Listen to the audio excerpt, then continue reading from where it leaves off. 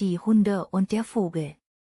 Zwei ehrliche Hühnerhunde, die, in der Schule des Hungers zu Schlauköpfen gemacht, alles griffen, was sich auf der Erde blicken ließ, stießen auf einen Vogel.